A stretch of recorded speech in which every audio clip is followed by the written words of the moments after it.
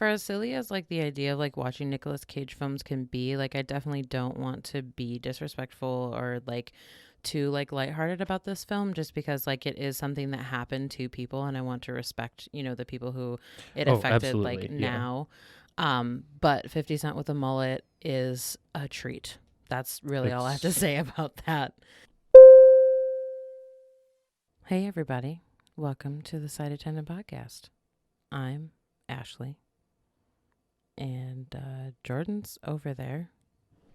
I thought you were just gonna blast through. Hey, hey. I'm Jordan. What's up? We're out here, podcasting around.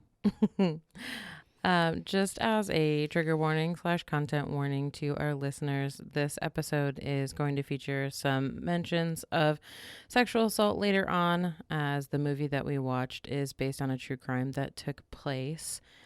So we will definitely let you know when we start talking about the movie. And we'll kind of just do our regular BSing here in the beginning, so you can duck out whenever is most comfortable for you. What you been watching, Jordan? I did the thing. I'm watching Game of Thrones. Mm. I'm not hating it. I don't necessarily see the obsession that everyone has yet, but maybe a couple episodes from now, maybe it'll set in or something. I don't know. You've watched 2 whole episodes. Yeah, I met Carl.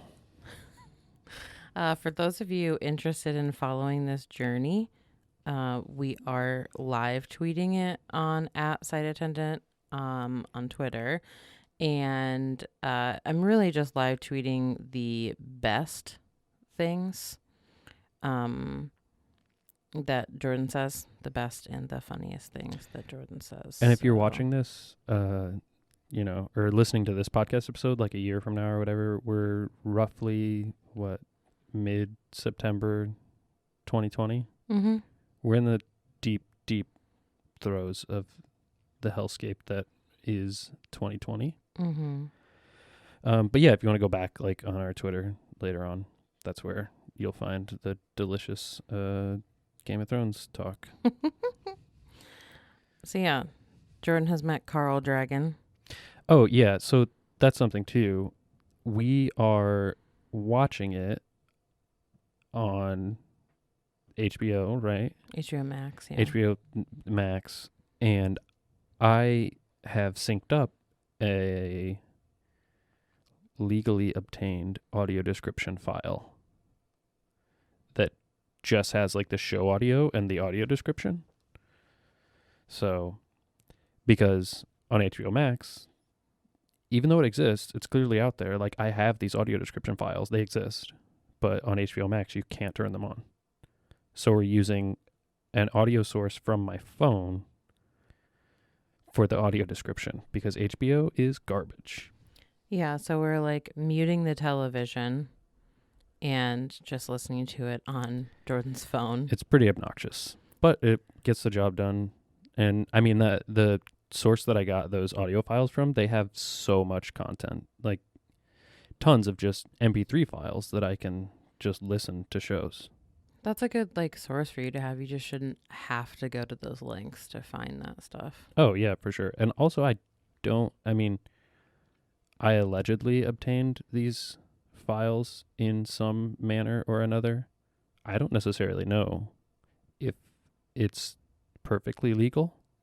I don't know. Perfectly legal. Yeah, I don't. I need it, so I went and got it. That's it. That's like, And honestly, the TV thing is more for my benefit, but like I am like I'm finding that the audio like very rarely syncs up with the like watching it.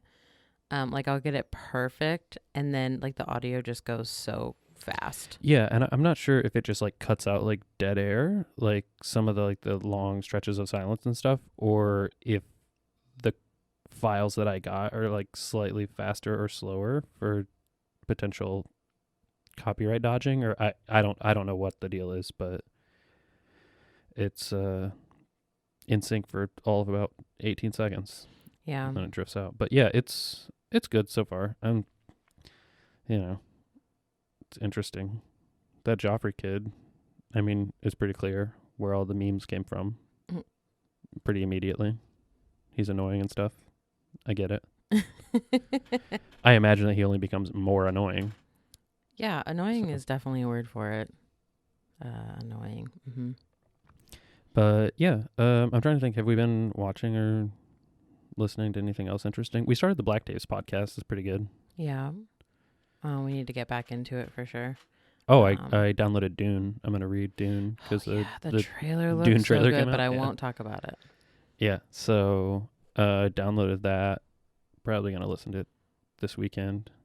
So do you have to read like all 9 books before the movie comes out? Yeah, that's why I don't know if. So I think it would be better. It would make more sense for them financially to base this movie on the first book, or even like the first 2 books, maybe, Mm-hmm. so that there's still content remaining. Like if this is a major hit, right? Mm-hmm. Then obviously they'll want to keep milking it, right? Like they did with like the Avengers or The really Hobbit. anything else. Yeah, the Hobbit. Like you split stuff out, you get more money out of people. So I would imagine that it's going to be based on the first one or maybe the first 2 books. Mm-hmm. But I think there are 9 books total for Dune. But yeah, it looked good. Our boy Jason Momoa is in it. Yes, Jason. And the rest of the Momoa. cast is very star-studded. It's so good. Like, it would be so disappointing if this movie was a flop because Like- the cast is so expensive and so good. Yeah. But yeah, I don't know. I haven't really been, listening to or watching anything else of note that I can think of. I watched Ted Lasso on Apple Plus TV. It's got Jason Sudeikis in it, and it's about an American guy who goes to coach an English football team, or soccer for those of you who don't know what that means. And it was really like wholesome. I've watched all the current episodes. New episodes come out on Friday. And you said it has audio description? Yeah. Yeah. That's really good. And I looked into watching C because we have mentioned C before, and you were not super a fan of it, of the idea of it mostly. Yeah. But it does have audio description in 9 languages. Okay, that's pretty amazing. But also, like, it's pretty in your face blind content. Like, it's about a future where everyone's blind. Yeah, but it's also like very primitive. Right. And I sent you that article. I don't know if you read it. I don't click links that you send me. Oh, well, that's fine. So. Anyway, there's a pretty prominent actress in it who is, they say in the article, legally blind. They don't really go into her story too much, so I'd like to kind of learn more about her. But she talks about how like there are blind and visually impaired people on the set as part of the crew. And also like women are very like featured very prominently. People of color are featured very prominently in this show. And yeah, the audio description, obviously, if they didn't have audio description, that would have been a crime and a half. Well, I mean, that's like, I told you I've been seeing like memes about Helen Keller lately. Yeah. I saw a couple of them. One very specifically got to me, but it's just this meme about Helen Keller and how no one seemed to care about, particular things about her, and how it was like ableist, and the photo didn't have a description. It's so ridiculous. Like I had to like seek out in other areas a description for this particular photo. Yeah. And it's like, well, if you're going to talk shit and like talk about ableism while not having a description on your photo, yeah, that's maybe a problem. Maybe take a step back. So yeah, I think a lot of the ones that I have been watching. Oh, I think we need to watch Central Park together. It's a cartoon made by Apple Plus TV. Okay. And it features Josh Gad, and it's a musical cartoon. Oh, I can get down on that. Yeah, I like Josh because of Gad. your love for the Book of Mormon so much. Yeah. And it also has like Daveed Diggs in it. There are like a couple other like Hamilton cast members in it as well. So Oh, that's nice. up my alley. Um. So yeah, those are the things we've been watching. You got any special announcements or anything? Oh, I've got some feedback. We're getting Oh, yeah. feedback. I'm loving this. I'm loving this so much. I did tell you that somebody reached out and said, "Hey, Jordan, Instagram is more accessible than you think it is." Yeah, I definitely appreciate that because I kind of stopped using it when I lost my sight. So it's good to know that it actually, some people are out there making an effort. Yeah. And I think like a lot of people are kind of moving away from like the Facebook platform and like going, and I mean, they've been migrating towards Twitter for sure, but I also think that Instagram is another big one that Right. people have migrated to / are still migrating to. Right. I got a couple of other other folks giving us feedback. Frisco, our beautiful guide dog. Apparently, people really love his grumbles. I was talking to somebody about getting a better mic that doesn't necessarily like pick up as much like background noise, and they said no because I'll be missing out on Frisco Keep grumbles. the way. He's actually not down here right now. Yeah, that's so weird. He's up taking a nap, but yeah, it's I think he's a good little comic relief. He is, yeah. Sometimes we get like real intense on our Nick Cage, and he kind of brings us back to earth. All right. And oh yeah, my mom is mad. Oh yeah, because I suggested the calling CPS on her for leaving in a store at some point. Yeah, But it was that was the hypothetical. I told her that too. She texted me. I was like, no. It was like hypothetical, like not. Yeah, we both got our first and last names in text messages from my mom. Yeah. No middle names. I'm sure no middle names. So I'm sure that was the next step. But yeah, it was some stern language from your mom. Yeah, she was very upset about that. She was also upset because she really thought that last week's episode was going to be the movie she had suggested. And I said, no, we're really looking for it with like AD because I really want that experience. And she wasn't super excited with that answer. So we're both in the doghouse with my mom. Yeah. Trying to think. We finally got an email. That was nice. Yeah, we got an email. I'm so excited. I did say in the past that the first time we get an email, I will throw a party. And I did. It was a one-person party at my desk while I was working. So it was great. I'm trying to think of any other feedback or anything that we got this week, but I don't think there's anything crazy hopping out. No. So. Do you want to get into this film? Yeah, sure. All right. Do you want to just let people know like immediately before we're going to talk about some sensitive stuff, or I think we should just let them know now. Okay. So that, because I mean, it plays pretty heavily in the beginning anyway. Okay.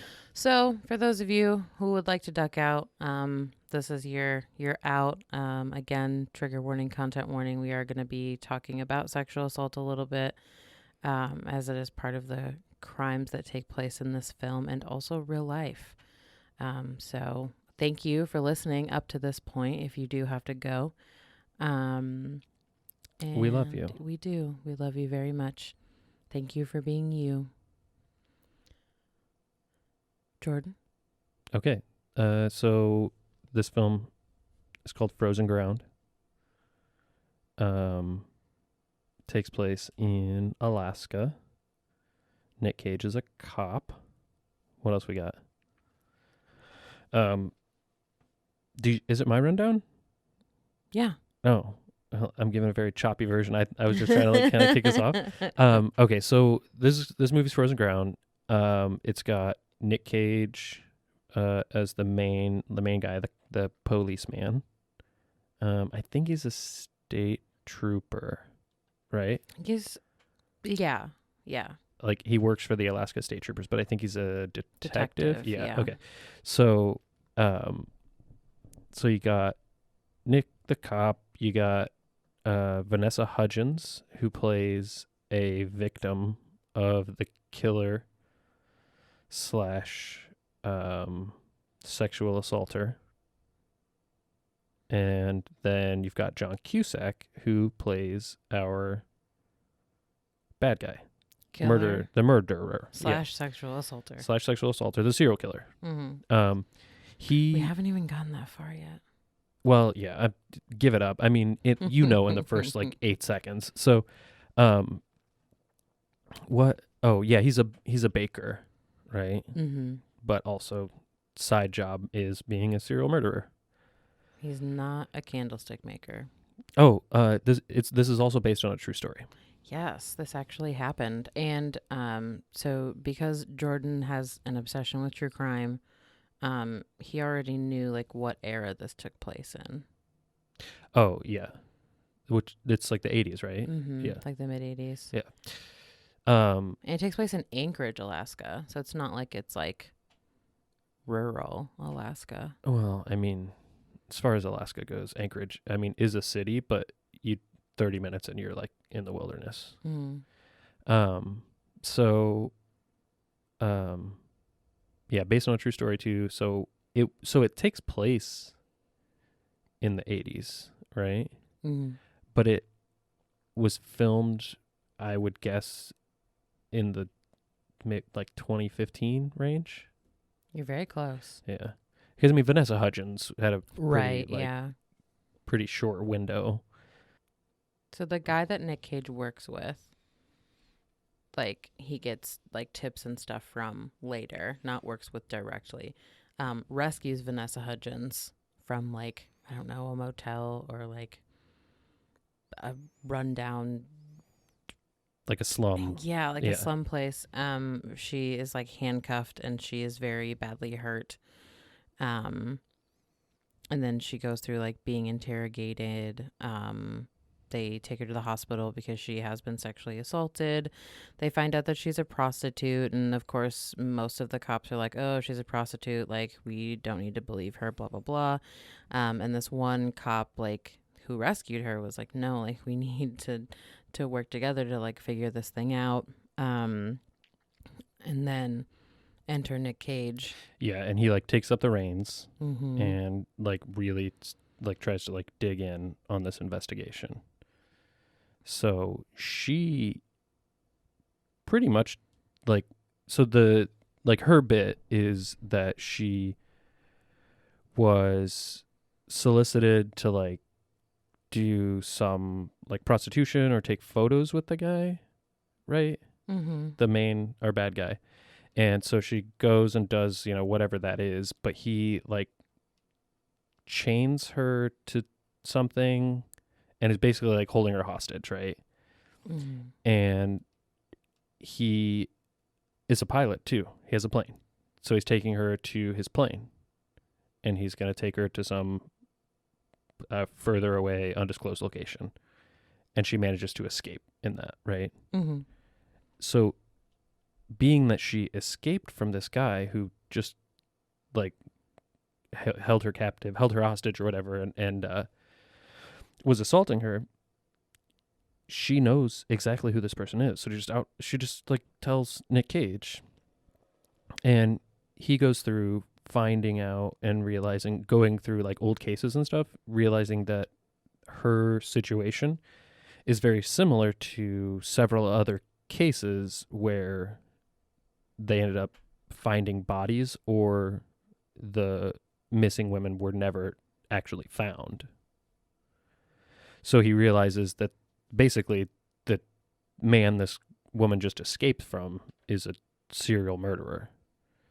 So then the rest of our film is really just based around Nick trying to put together the pieces of the puzzle to, get this guy.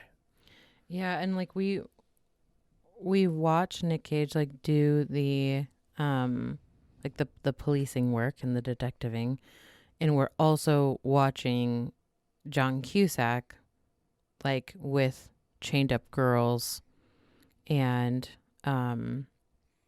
like basically like showing the next victim after like Cindy would have been a victim.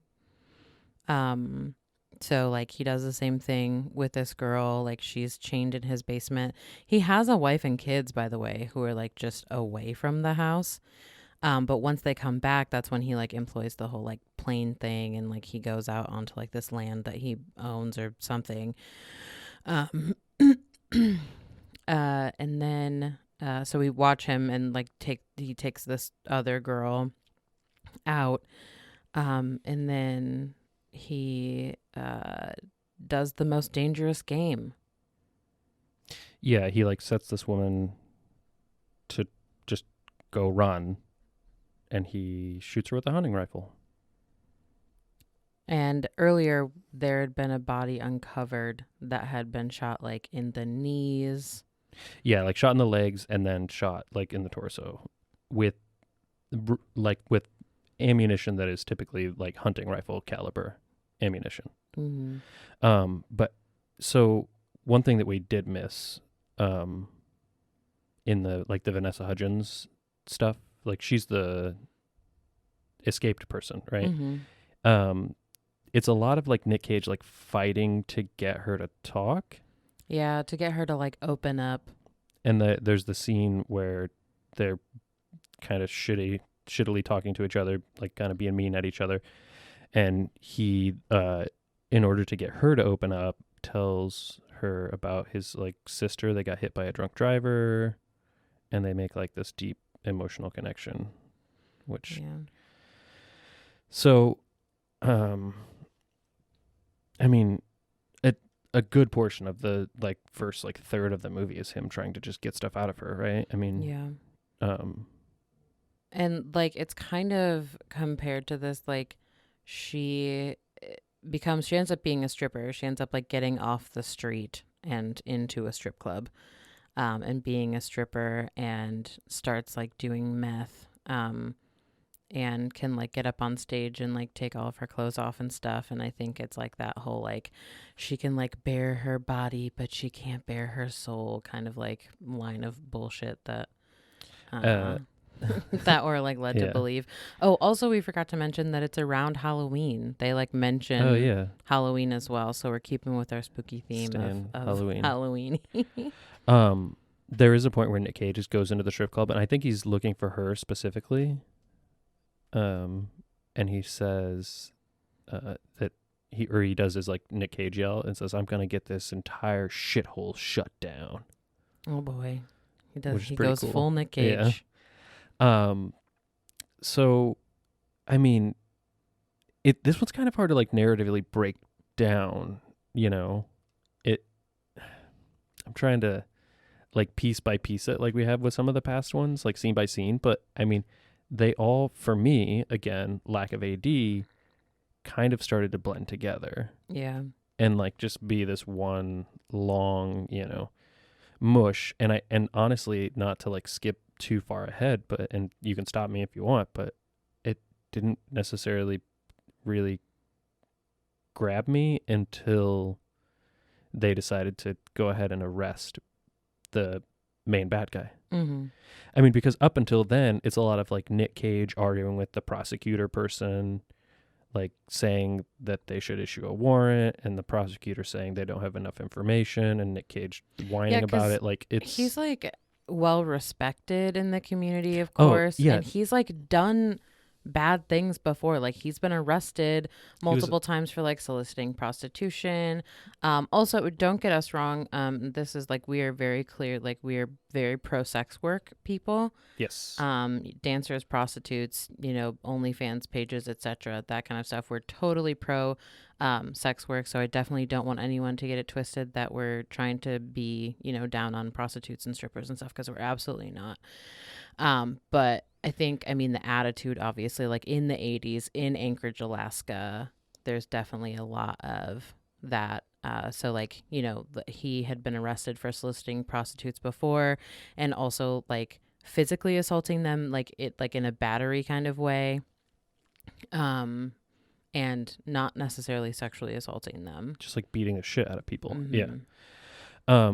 Yeah, there's actually a scene towards the beginning where when Cindy, our escapee, first mentions the guy to the police, the line is something to the effect of, "Oh, he's an upstanding citizen." And then I don't remember specifically. I remember the line being a very awkward, like, what, why, that's a really weird way to say this, but one of the guys says, "He don't have no record in the computers." Mm-hmm. Like, in the computers? Like, what? I mean, I get, like, it was the 80s, but man, that's a like weird way to say that. Yeah. Um, And Nick Cage, along with like trying to convince them to arrest this guy, he first had to convince them that they were even related. And I think we've seen that kind of theme throughout like true crime stuff in the past. And kind of like, I don't know if you like watched Mindhunter or like, you're pretty familiar with that kind of stuff, right? yeah, I mean, I'm thinking Golden State Killer stuff. Yeah, I just mean in general. So, like, serial killers, like, who aren't necessarily all getting their victims from the same exact place. So, kind of along the lines of what you're talking about. So, the Golden State Killer had done, like, burglaries and had sexually assaulted people and murdered people, like, all over, like, not necessarily like one neighborhood, but like different cities and stuff in California. Yeah. But like the jurisdictions weren't like talking to each other. Yeah. And it's kind of the same thing with like Ted Bundy and stuff. Like he had like been in a couple of different states. Mm-hmm.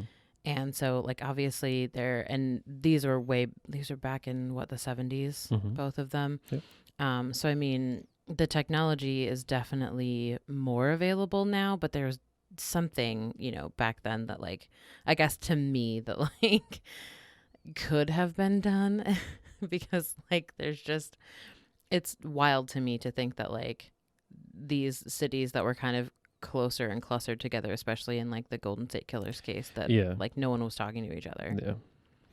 Yeah. And I mean, we could go through a giant list of like serial killers or serial murderers or killers at all who the total pile of clues that were available could have resulted in a capture, but because these, different jurisdictions weren't communicating with each other, nothing happened for way longer than it should have been. Yeah. So. And it just seems to be the same story, one after the other. Repeats, Yeah. So at some point or another, Nicolas Cage finally convinces his bosses to, go ahead and arrest this guy, and they're interrogating him. And earlier on, like before the arrest, we do see the bad guy, John Cusack's character, like take his plane out to dump like a bag of stuff, right? Yeah. Like the mementos or trophies that he has kept from these murders, because he would do things like keep necklaces or rings or like that kind of shit. Very serial killery trophies. And like at one point, Nick Cage is talking to another victim who escaped. No, it was a victim's sister. A victim's sister. Or a woman who was missing her Yeah. sister. And she was referencing like a bracelet that her sister was wearing, that she had like the matching one, and showed it to him and stuff. And you get this idea that the bad guy has kept a bunch of memento type stuff. Yeah. And he goes and like basically like he takes his son out to like whatever land he owns on like the plane and just like dumps the mementos. Right. I mean, can you imagine? I mean, not to like go through like if you were a killer you'd do X, Y, or Z, but like having a plane as a serial murderer is like pretty good tool, right? Yeah, but like if you already felt like those things were like closing in on you, wouldn't you want to go somewhere else, like a non-extradition country or something? Yeah, if you got a plane, it's just straight like fly to, Ecuador or something, right? Isn't that? Yeah. And I mean, I guess for as big and as what's the word for it? Like not rural, but like as like vast. Alaska. Like as vast and like empty in a lot of places. Yeah. Like I just there are places to go. I'm not rooting for a serial killer to get away with it. No, but he was dumb that he didn't. Yeah. Yeah. But so all that is to say, he had a bunch of trophies and shit. He got rid of them. Which, by the way, all of this entire movie with no audio description, I was asking you a ton of questions. Mm-hmm. But there was a lot of good like exposition and dialogue that took care of a decent chunk, which just reinforces like how minimal the amount of effort would be required to add audio description to a lot of these movies. In this, honestly, total recording time would be under 20 minutes worth of audio description. Yeah, I mean, there's a lot of dialogue. I think, and I kind of looked at this earlier. So, like, the trivia for the movie, they talked about, like, how the director specifically wanted to begin filming on, like, the cusp of fall and then, like, have it, like, go, like, slowly, like, marching towards, like, the dead of winter to feel, like, the weather and, like, the Right. case was, like, closing in around you. Yeah. And I think that that's definitely something that, like, you would miss if you couldn't see that, like, these are the seasons changing and Right. then it got really cold and just awful. Like, these women who are, like, walking around on the street in just, like, these fur coats and, like, skirts and stuff. Like, it felt very uncomfortable for me.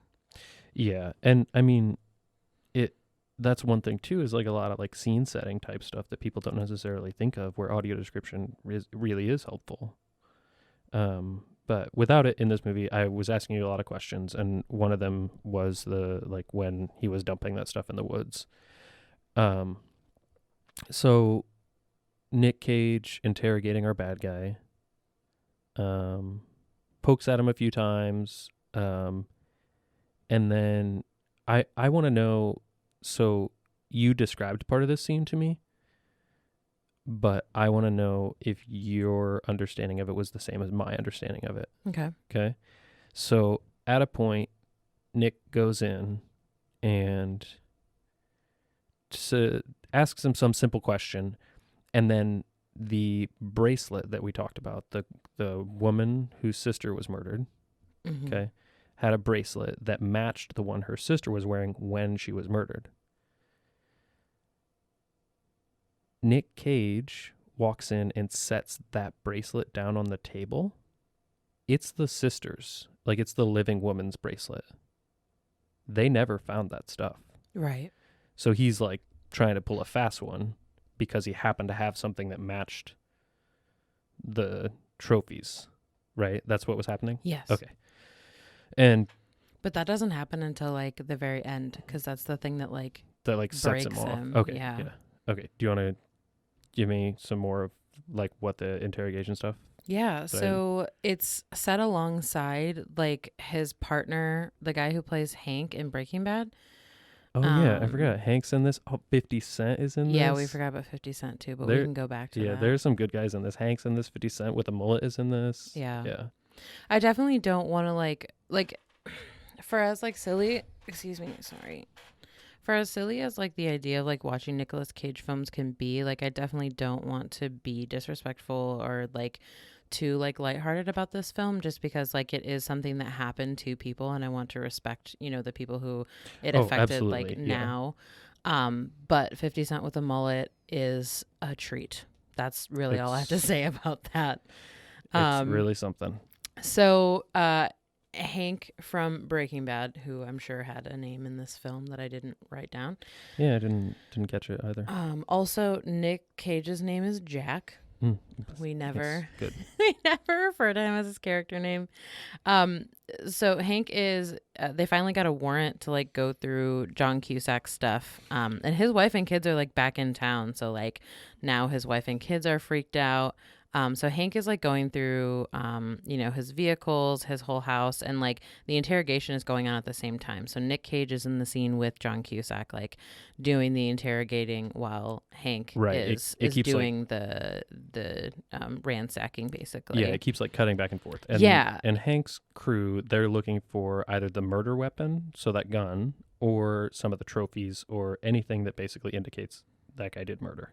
Yeah. And the more the interrogation goes on, like, the further and further it gets into it, like, you can, at least I can, like, feel how intense it gets, because, like, it's just, like, every time he calls Hank, like, he's just like, I haven't found anything. We haven't found anything. And he's just like, you have to get something, like, anything at all.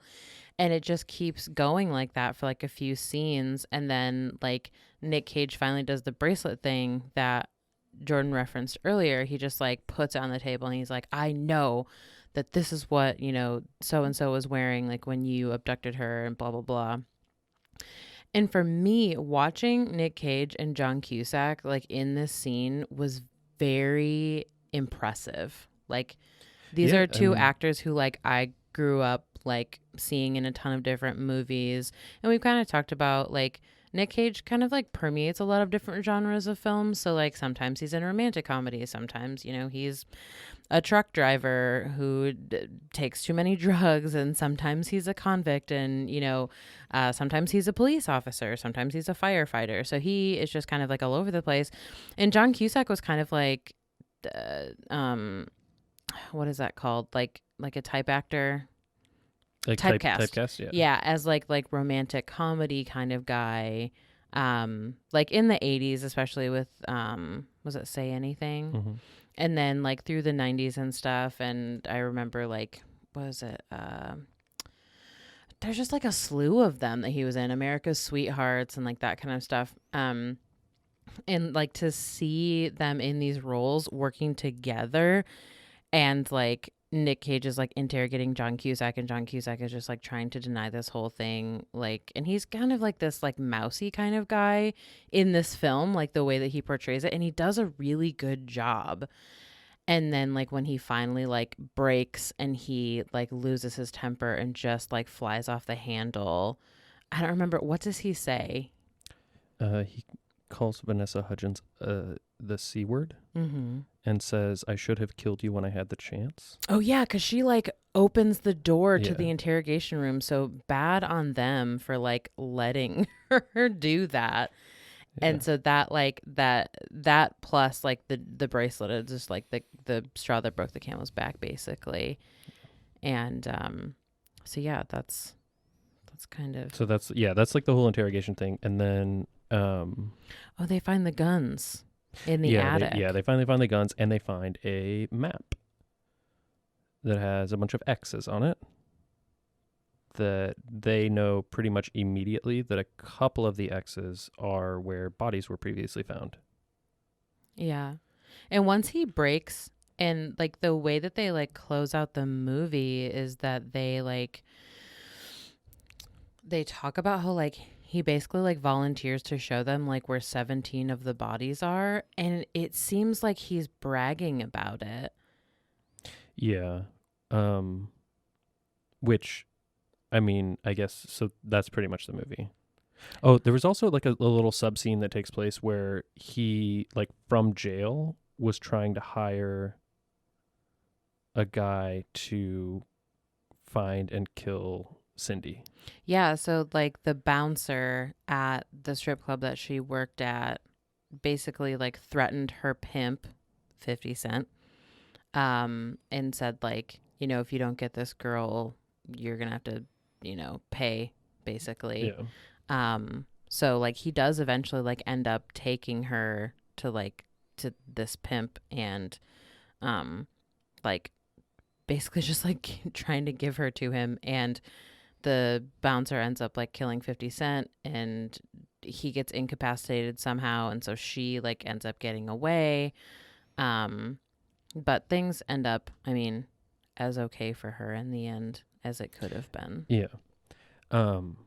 So that's pretty much the deal, right? I mean, Yeah. And I trying to mean, it think. is based off like some actual events. Like some of the names have been changed, but not the killer or the victims, I don't believe. Yeah, so I watched the FBI Files episode on this, which is available on YouTube. And one thing you just talked about that struck me, like compared to the real case, was you said like he was bragging and stuff.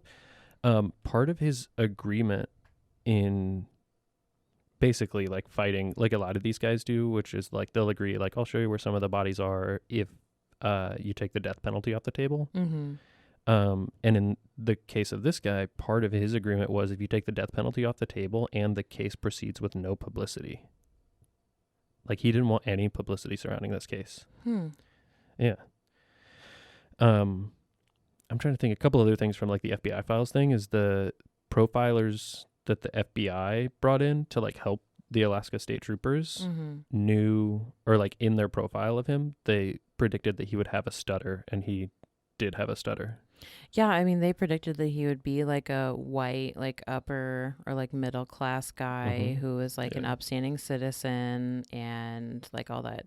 Yeah, they're like for the real case, not for this movie. They like a lot of their predictions rang really true.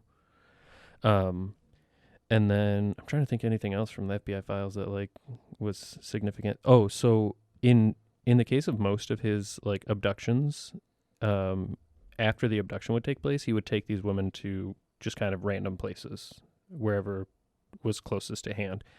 But his wife and kid went on a vacation for a short chunk of time, so he used that time to do some of his crimes where he would bring the women back to his actual like his own home. Um and the map was a real thing from the real case. Like a lot of it, I mean it seemed pretty true to the case.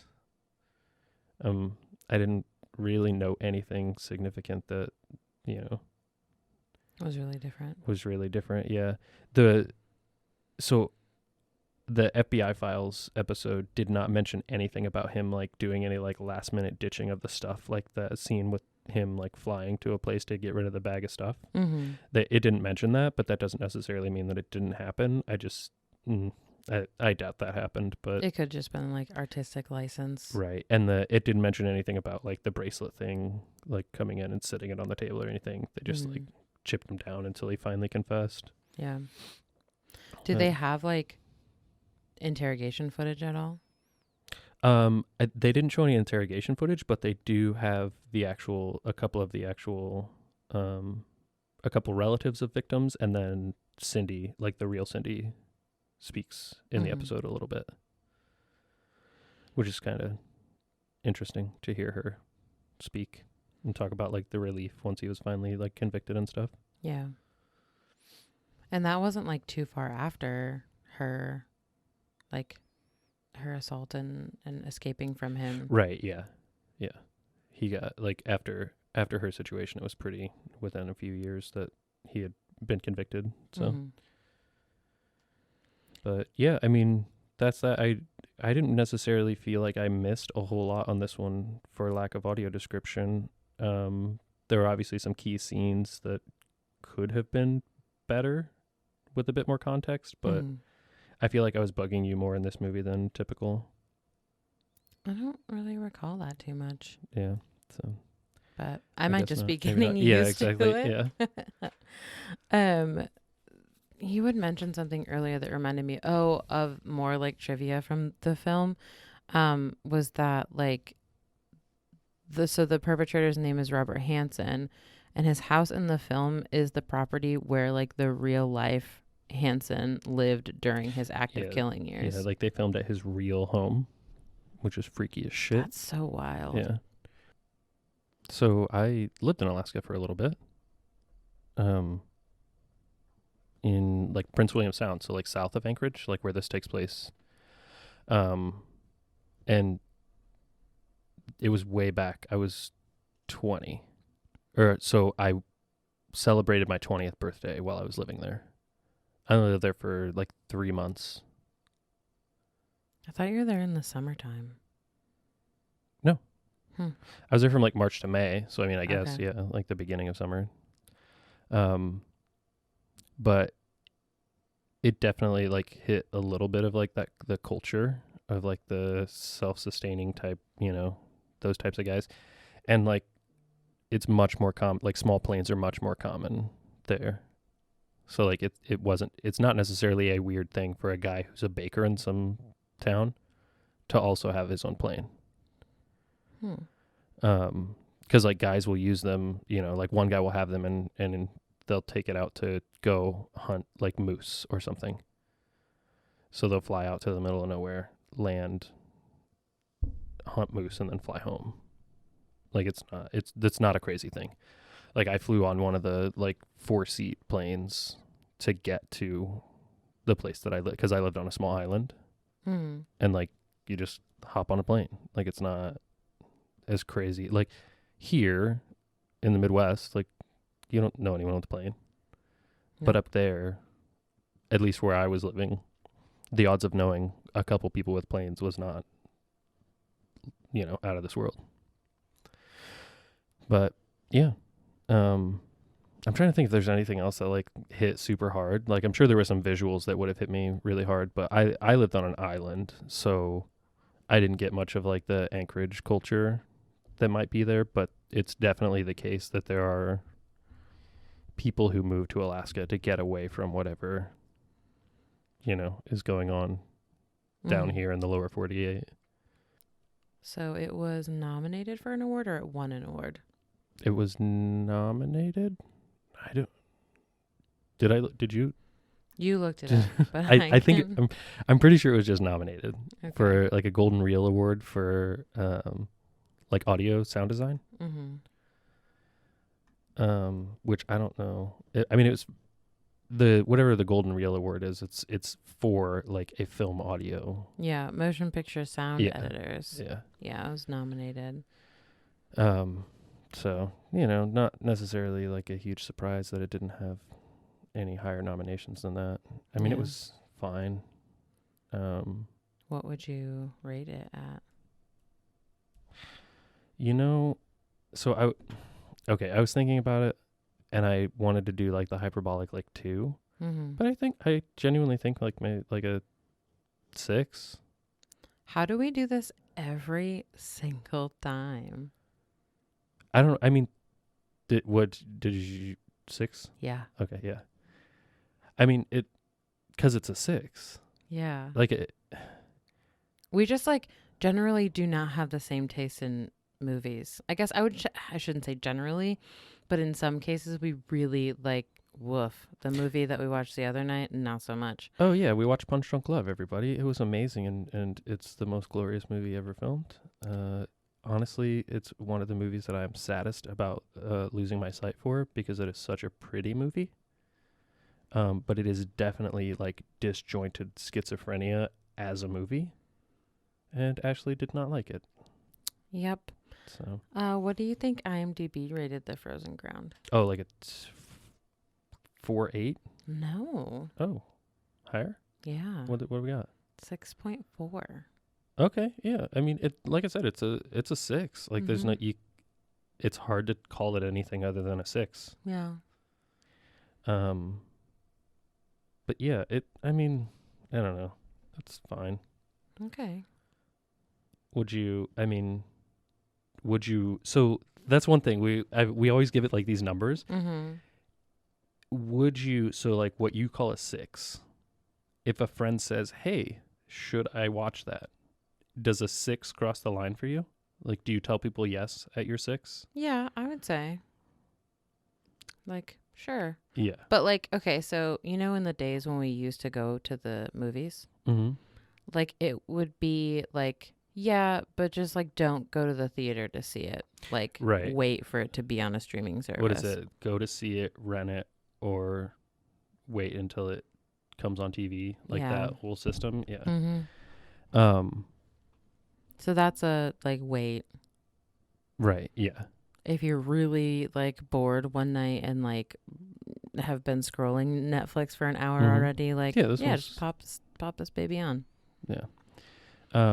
Honorable mention as well. We watched another Nick Cage movie. We did. But we don't necessarily feel like we could kind of give it the proper respect. Yeah. We watched September 11th. World Trade Center. World Trade Center. Okay. Yeah. World Trade Center. And we just talked about it and don't necessarily feel like it would be super respectful, especially for the, irreverence that we kind of carry on some of these movies. And I mean, even for this one, even for Frozen Ground, it was a little bit of trouble considering whether or not we should do an episode on this one. I mean, because I'm a jackass pretty often.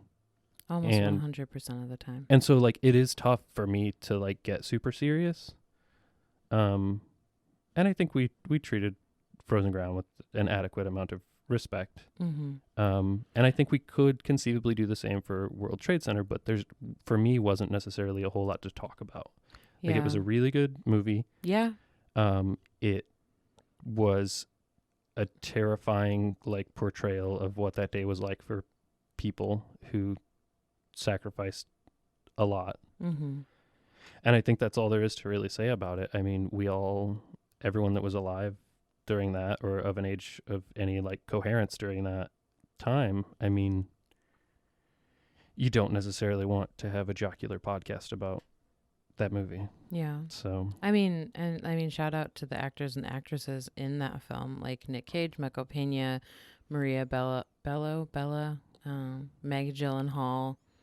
There are a lot of good actors and actresses in that film. And I mean, Michael Pena, and spoilers ahead, Michael Pena and Nick Cage spend most of the movie like under rubble. So, I mean, they did a really great job. yeah. And I mean, obviously with September 11th being here now, it's especially difficult for people. So just echoing what Jordan said, I mean, we had already decided probably 10 minutes into the movie that there was just no way that we could that we could address it in the way that we address like other films.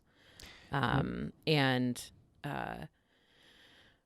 I was so interested in it. Like, it was like over 2 hour movie. And generally, like, those are hard for me. Like, they have to really keep my attention. I'm like an hour and a half movie kind of girl.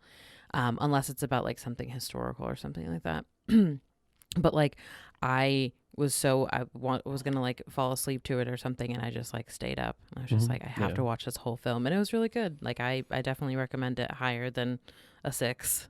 Yeah. Yeah. I mean, if I'd say eight and a half. Yeah, definitely. Somewhere in there. Yeah. So that can be that's our mini 2-minute overview episode on World Trade Center. It was good. It's good.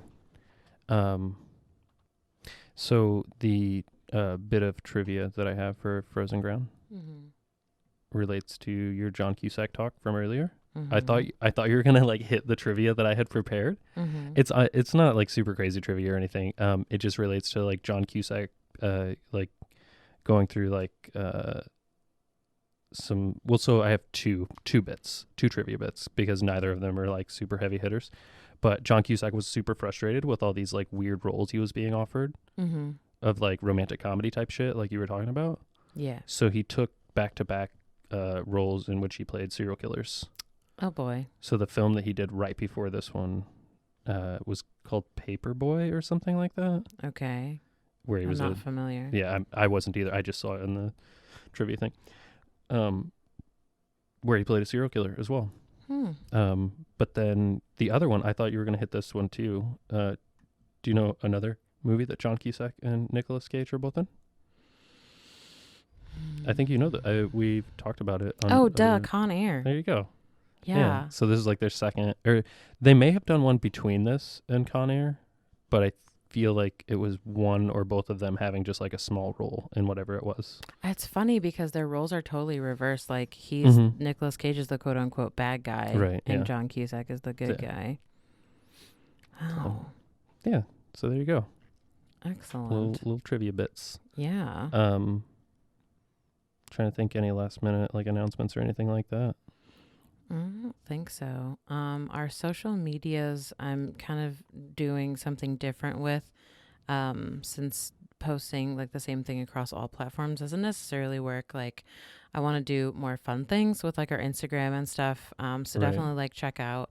I want to do like more videos and just kind of give more like insight into like how we do this, because when we first got started doing a podcast, I didn't realize like how much work it is. Like, it's fun. Don't get me wrong. Like, it's a lot of fun. Like, anytime we're just like, okay, like let's record, like let's watch something, let's record. Like, it's a lot of fun, but there's also like a lot of work that goes into it.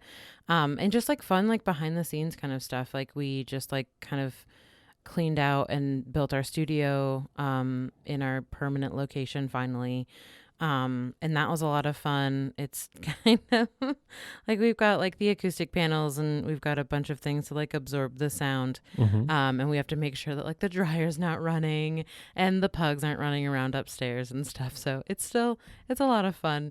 But yeah, just like check out our socials and stuff for just like kind of some different stuff coming up. Fun stuff. Yeah. Oh, we are getting a bicycle. Oh my gosh. Yes. I have not ridden a bicycle. So I rode a bicycle for like 20 feet when I was helping someone move some of their stuff they had a bike and I just hopped on it and rode like 10, 20 feet or whatever. So I haven't ridden a bicycle since pre-2016 aside from that. And we're getting a tandem bike and we're going to ride it and we're going to have so much damn fun. Have you ever ridden a tandem bike? No. I have not either. This is going to be exciting. I'm super excited. So yeah, like I'm sure we'll put some videos of us cruising around on that little thing. Yes. But yeah, just random stuff on all the social medias. Make sure to tell a friend. Who are we telling this week? Have we told our neighbor yet? Oh, We've yeah, tell gotten your very neighbor. neighborly lately. Yeah, we hanging out with the neighbors. So tell your neighbor about our podcast. Again, your neighbor can listen to us on Apple Podcasts, Spotify, Google Podcasts, Stitcher, and pretty much wherever you can find your podcasts. Yeah, and you can find us on Facebook, Instagram, Twitter, and not MySpace. Not MySpace. Just search Site Attendant and you'll find us. You will. And remember to rate and review us because that helps us with Apple especially. Climbing those hot charts. Mm-hmm. All right, you got anything else? I am good to go. All right. Love you. Bye.